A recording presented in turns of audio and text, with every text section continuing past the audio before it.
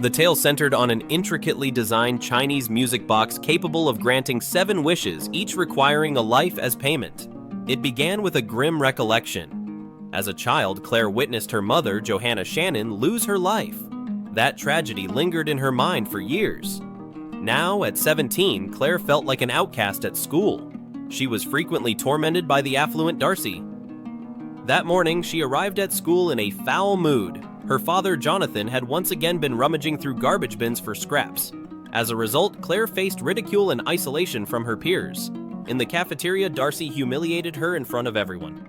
Unable to tolerate it any longer, Claire confronted her publicly. When she returned home, her father had not yet returned. Fortunately, their compassionate neighbor, Mrs. Duca, provided her with an ice pack. Meanwhile, Jonathan was sifting through refuse and discovered an unusual music box. It was sealed with a lock and wouldn't open. Still, he sensed it held value. With Claire's birthday approaching, Jonathan wrapped it as a present. Claire, who had some knowledge of Chinese, couldn't decipher the ancient inscriptions on the box. She only identified the 4 symbols that signified 7 wishes. Annoyed, Claire paid it little attention. She carelessly wished for Darcy's entire body to decay. She left the room unaware that her dog had grown suddenly cautious. The dog fixated on the music box, abandoning its usual playful demeanor. That night, the previously unyielding music box mysteriously unlocked itself. It played an eerie melody, but Claire, fast asleep, heard nothing. When the tune ended, the box quietly sealed shut again. The following day, Darcy found her skin deteriorating. Claire soon heard about it from her closest friend, Meredith. Unlike Meredith's thrill, Claire was stunned by the coincidence. At home, Claire photographed the box's inscriptions. She intended to seek help from her Chinese teacher, but soon noticed an eerie silence in the house. Her dog had vanished. She rushed outside calling for him, only to discover his mangled, disemboweled body. Devastated, she assumed a wild animal was responsible. The next day, her teacher confessed he couldn't identify the ancient script either. Ryan, overhearing, enthusiastically offered assistance. His cousin Gina specialized in ancient texts, but Claire declined politely. She knew Ryan had feelings for her, but her heart quietly belonged to Paul, a classmate. Paul, however, was well-liked and already taken. To him, Claire was unnoticed. Overwhelmed by feelings, Claire clutched the music box once more. She longed for Paul to become deeply infatuated with her. The following day, to her astonishment, Paul approached and spoke to her, though Claire was unaware. Back at home, the music box had mysteriously opened again. At that moment, her great-uncle August was entering his bathtub. He lost his balance, struck his head on the rim, and lost consciousness. The water continued to flow, filling the tub. He regained awareness just before drowning, but as he attempted to stand, he hit his head once more and collapsed. This time, no miracle saved him. Shortly afterward, Claire and her father learned of wealthy Uncle August's death on the television news. Claire inquired about his inheritance. Jonathan dismissed it, saying, "If there's a will, we're definitely not in it." Claire nodded in agreement, but as she headed to her room, she nearly stumbled over the clutter Jonathan had scattered around. Furious, she argued heatedly with her father. She was fed up with their lifestyle. Her gaze landed on the music box again. She realized her first 2 wishes had come to fruition. Though Paul had only spoken to her, Claire wanted to test the box further. She wished for Uncle August's entire fortune to be hers. She held little hope, yet the next day the wish was fulfilled. The will explicitly declared all of Uncle August's riches now belonged to Claire. In a moment, their poverty vanished. Claire and her father became wealthy overnight. Overjoyed, Claire reveled in her transformed life. She indulged in extravagant shopping trips with her closest friends, Meredith and June. But she overlooked one critical detail. Every wish carried a fatal cost. At that time, the neighbor, Mrs. Duca, was in her kitchen. She activated the garbage disposal, aiming to clear out the debris inside. But after running it for a while, she noticed the sink remained blocked. Duca promptly turned off the switch and chose to clear it manually. She reached into the sink, filled with sharp blades. Unknowingly, her body was perilously close to the power switch. Meanwhile, the soup on the stove overflowed. The spilling broth put out the flame. Soon, Duca detected a strong smell of gas. Fortunately, as she turned, she avoided hitting the switch. She shut off the gas valve, then leaned in to inspect the sink again. She restarted the disposal, unaware that her hair had become entangled inside. The whirling blades yanked her head downward, tightening their grip. The agony forced her to lower her head further. Ultimately, Mrs. Duca's neck broke, and she perished. Oblivious to her neighbor's tragic end, Claire was still studying the music box. No matter how closely she examined it, she found nothing extraordinary. Only the depiction of a demon inside the lid unsettled her. That night, Claire experienced a terrifying dream. Just then, she glimpsed a shadowy figure outside. But when she went to investigate, no one was there. She dismissed it as her imagination. Claire only sensed that her life had utterly transformed. That day, she witnessed Paul ending his relationship with his girlfriend. Before she could process it, Paul approached her gently. He asked if she would be his partner. Claire didn't respond immediately. The wish's potency alarmed her. After reflection, Claire resolved to consult Ryan's cousin, Gina. Upon examining the box, Gina explained it was a wish-granting box. The inscriptions indicated that rubbing it could fulfill up to 7 wishes, but if it was lost or discarded, all wishes would unravel and life would revert to its original state. The final line, however, Gina couldn't decipher. She photographed it, intending to consult someone later. Relieved by this, Claire felt at ease. Joyful, she returned home, only to find her father rummaging through garbage bins again. Frustrated and humiliated, she loudly confronted Jonathan. He insisted he was merely passing the time. Claire felt deeply embarrassed. She yearned to sever all ties with that existence permanently. Thus, Claire voiced her 4th wish. She desired for her father to gain some refinement and cease scavenging through garbage. Meanwhile, Gina succeeded in decoding the final inscription. Its meaning filled her with dread. When the melody stops, the wisher must pay with blood. Instantly, the lights in Gina's home flickered out. Her phone lost its connection. She hurried outside to share her discovery with Ryan, but the door slammed shut behind her. Startling her, her phone slipped from her grasp and fell to the ground. Feeling helpless, Gina returned indoors. In the shadows, she thought she glimpsed a figure. Moments later, she tripped and a statue pierced through her skull. Unaware of Gina's tragic fate, Claire felt elated.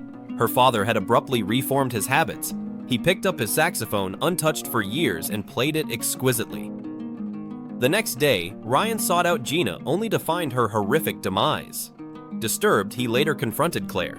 He had discovered Gina's research on her computer. Ryan pressed Claire to reveal if she had made another wish the previous night. Panicked, Claire dodged the question and fled. She kept convincing herself it was merely a coincidence. Her new lifestyle was too alluring to abandon, yet she sensed something was lacking. Gossip swirled around school that she had taken Paul from his girlfriend. Already an outsider, Claire became even more despised. Instead of addressing the issue herself, Claire uttered her 5th wish. She wished to be the most admired girl in school. That evening, Claire received an invitation to a party hosted by her peers. This time, everyone greeted her warmly. The sensation of being adored by all, a feeling she had never known, quickly overwhelmed her. By then, she cherished the music box as her greatest possession. But that night, Claire had another disturbing dream. She spotted the mysterious figure watching her again. She dashed outside to pursue him, but he vanished once more. Claire was convinced he was after the music box. She rushed back and concealed it carefully. Strange occurrences didn't end there. Recently, no one could contact Mrs. Duca. When Claire went to investigate, she immediately detected a foul stench. She soon learned that Mrs. Duca had been dead for days. These incidents filled Claire with terror. She shared her fears with her friends, Meredith and June, but they dismissed it as mere chance. They advised that if she truly felt unsafe, she should discard the music box. Claire pretended to agree, but her growing avarice prevailed. She was hooked on her new lifestyle. That night, while close with Paul, she suddenly noticed a night outfit in his car. It resembled the one worn by the mysterious stalker. Unable to conceal it any longer, Paul confessed the truth. He admitted that being apart from Claire, even briefly, made him feel ill. Claire abruptly recalled her wish. She had asked the box to make Paul deeply infatuated with her, but this obsessive devotion unnerved her. She promptly told Paul she wanted to end their relationship. At that moment, the music box opened again. It was time for Claire to face the cost of her 5th wish. The next instant, a flaming beam suddenly toppled toward June.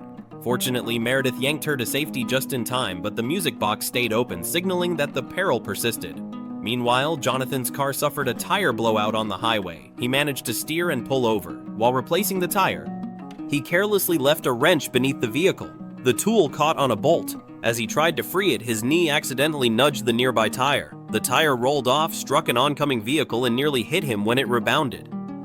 Jonathan escaped harm, but Meredith was less fortunate. Inside an office building, the elevator she was in abruptly failed. She had just called for assistance when the doors slid open again. Instantly, the elevator plummeted from the 30th floor. Meredith perished on impact, and only then did the music box gradually seal shut. Frightened, Claire was later approached by Ryan. He disclosed something even more chilling.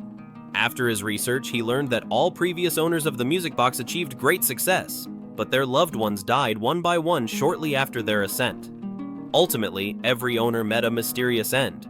Ryan believed this was the cost of exhausting all 7 wishes. Upon hearing this, Claire's fear surged. She pleaded with Ryan to assist in destroying the box.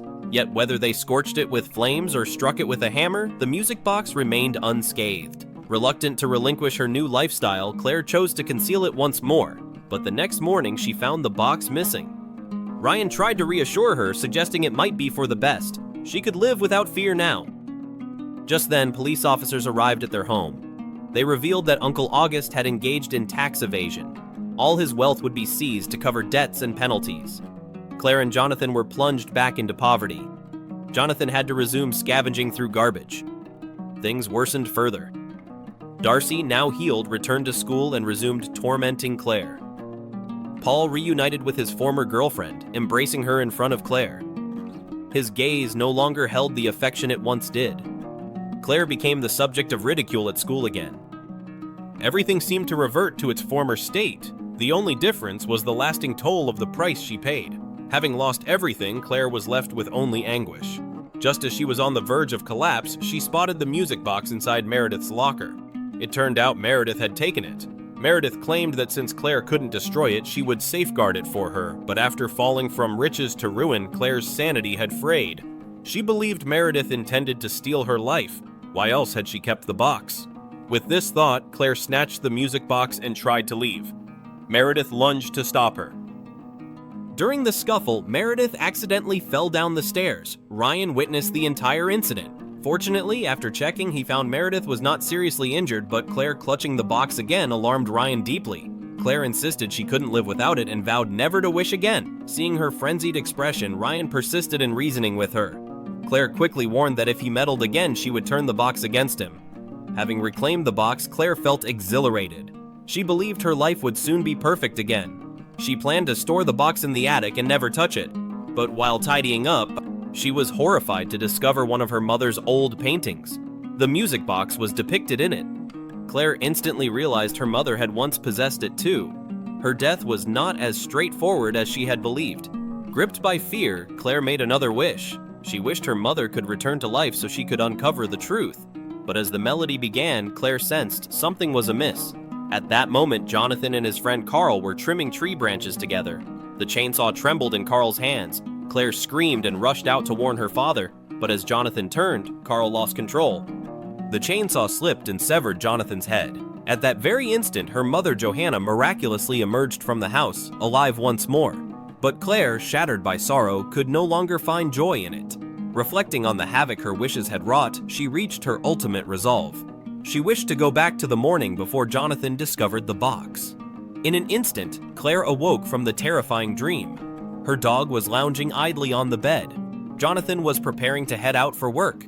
She hurried outside and pleaded to accompany him. Across the road, Mrs. Duca greeted her with a friendly wave. Claire realized she had made the correct decision. Her final wish not only revived everyone, but also restored the music box with 7 new wishes. Soon after, she spotted the music box in the garbage bin again. Having endured the terror, she no longer had the courage to use it. She gave it to Ryan, requesting that he dispose of it. She feared she might succumb to its allure. Perplexed, Ryan didn't comprehend the box's significance, but as it was Claire's wish, he willingly agreed. Through this ordeal, Claire finally learned to value her life. She resolved to shape her future through her own efforts, but in the next moment, a speeding vehicle struck her, hurling her into the air. She perished instantly. After the 7th wish, the music box claimed Claire's soul. Her destiny mirrored her mother's. Days later, Ryan carried the box, intending to bury it, but his gaze was drawn to the engraving about the 7 wishes. A spark of curiosity and longing glimmered in his eyes, suggesting that the curse might persist.